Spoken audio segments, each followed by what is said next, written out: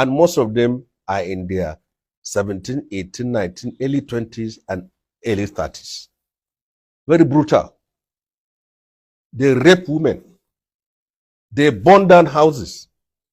They attack churches, attack mosques, attack commuters, extort money from farmers. Farmers have to pay fines and taxes to go to farms. Their activities has destroyed agriculture in northern part of Nigeria.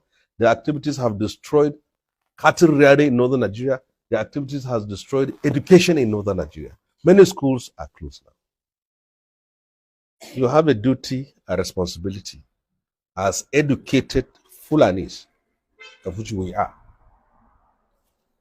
2, reach out to your people that crime does not pay. 10 to 15 years on banditry has not produced one billionaire among the bandits.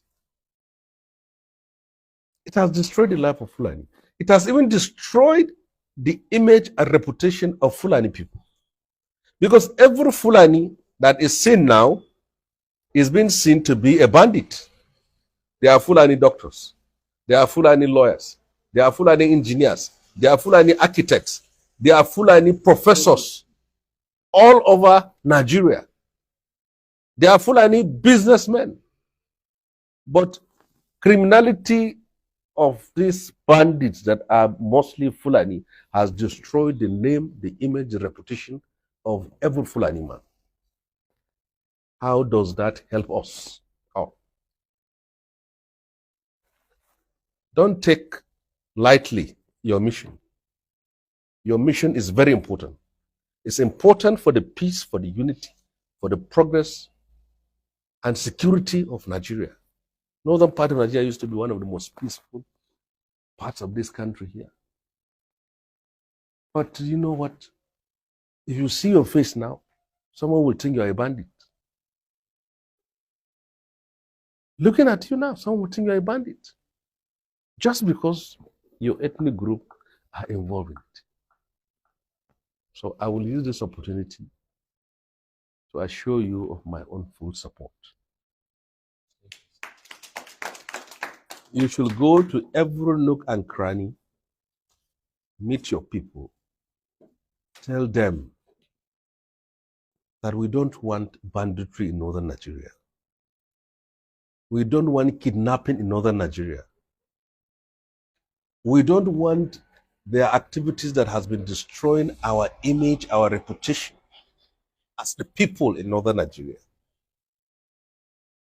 You just watched the video of Senator Shehu Sani, the senator that represented Kaduna Central in the Nigerian Senate. Now this is the moment of truth. This is the time we will tell ourselves the basic truth and nothing but the truth. If you are the type that don't like the truth, well, I think this is the time to stop watching this video. But if you like the truth, then flow along with me. You see, first, I must say that what Senator Shehu Sani said is the truth that most Northerners know but don't want to accept. So we must thank Senator Shehu Sani for at least having the boldness, having the courage to say the truth that most Northerners know but they don't want to accept. But I have a problem with the timing of his truth, which I will come to in a moment. He is speaking the truth, but then it would have been good if he had spoken this truth at the right time. If he had spoken it when it is most important. Speaking the truth is one thing, speaking it at a timely stage is another thing, because some truth that if you speak it late, definitely it won't yield the desired result. And this is one of such truth. And why did I say so? In the sense that, why did Senator Shehu Sani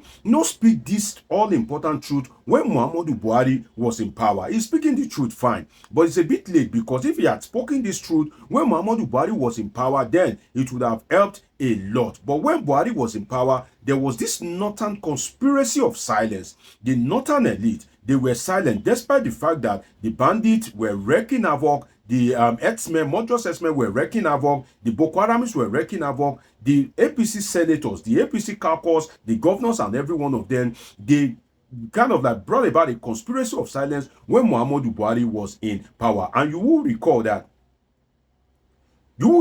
Senator Shehu Sani represented Kaduna Central, and he was part of the people that were in the Buhari clique when Muhammadu Buhari was coming into power. And you remember the alleged importation of bandit by the Buhari boys at the time that, oh, if Jonathan did not release power, definitely, you remember that word that the dogs and the baboon will be soaking blood and all that. So definitely some of them know the source of this bandit. They know the genesis of it. But when Buhari was in power, all of them were silent. But now, some of them are suddenly finding their voice. So I don't like the conspiracy of silence, despite the fact that the senator is speaking the truth and nothing but the truth. And also the timeliness of the truth. If he had spoken it during Buhari's time, it would have saved a lot. So the Northerners should always try to speak the truth. Same also for the Southerners. Anybody in any tribe in Nigeria, they should always try and speak the truth when necessary and not try to politicize things. But what I can tell you for free is that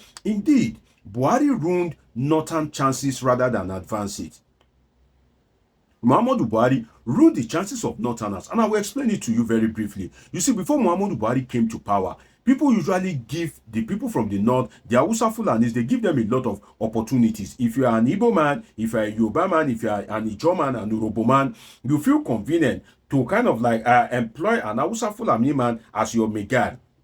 You feel fine to trust your house with them, and you can travel and they will be in the house as your megad and you are comfortable with them. But when Buhari came into power and it was being nepotistic, it was being sectional, and this alleged importation of bandits, the activity of murderous X-Men that ran unchecked at that point in time, people began to kind of like feel compassion as regards the loss of their ethnic group, and that brought about a kind of like misfeelings as regards the Hausa Fulani ethnic group.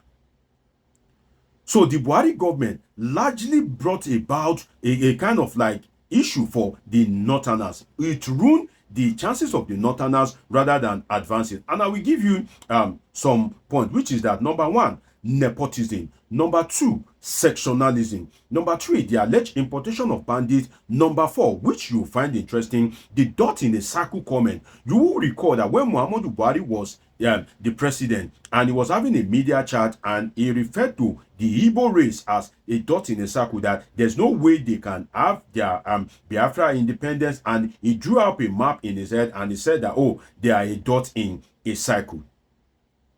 That particular comment is not Buhari that is suffering it today. It's not Buhari that is suffering for the nepotism. It's not Buhari that is suffering for the sectionalism. Buhari is not suffering from the ethnic distrust. Rather, it is the masses, the Hausa Fulani Talakawas, the Mekunus, the have-nots, the Oi Polloi that are suffering from the actions of Muhammadu Buhari. So what does this tell us? This tells us that we should always hold our leaders accountable, and that is why some people will feel bad that, oh, Omosholade, you are a Yoruba man, you shouldn't be saying some truth, even though if it's the truth about the Tinubu government. Well, my reaction is that shut up, because this is what it will bring. At the end of the day, we all go to the same market. If we are not in Nigeria, definitely our family goes to the same market as people in the APC, people in the PDP, people in the Labour Party. And that is why when you speak the truth, sometimes it kind of like helps, because as I've asserted in my past video that insecurity is a cancer. Turn by turn, if you don't speak out, it will get to your turn. And that's why it's always good to condemn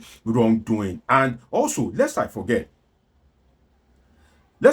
one of the things that brought the ethnic distrust during the Buhari time is the water resources bill. You remember that water resources bill that Muhammadu Buhari was trying to put federal government in control of the water bodies in Nigeria. So you can see a lot of things. Now Buhari has left. It is now the Northerners that are suffering it. The bandits have now become a lot unto themselves, so much so that they are charging people. So that means that in a country, you have two governments that you must be loyal to. You must be loyal to the bandits, and you must also be loyal to the federal government of Nigeria. You see, any country, let me tell you this, any country that doesn't have a monopoly of violence, that country is less of a country. If you are a country and you don't have monopoly of violence, that you are not that the government of that country does not have the command and control of violence, definitely that country is less of a country, because government exists to secure lives and property. That is the utmost priority of government. So for you to secure life and property, you must have monopoly of violence. So if you don't have monopoly of violence,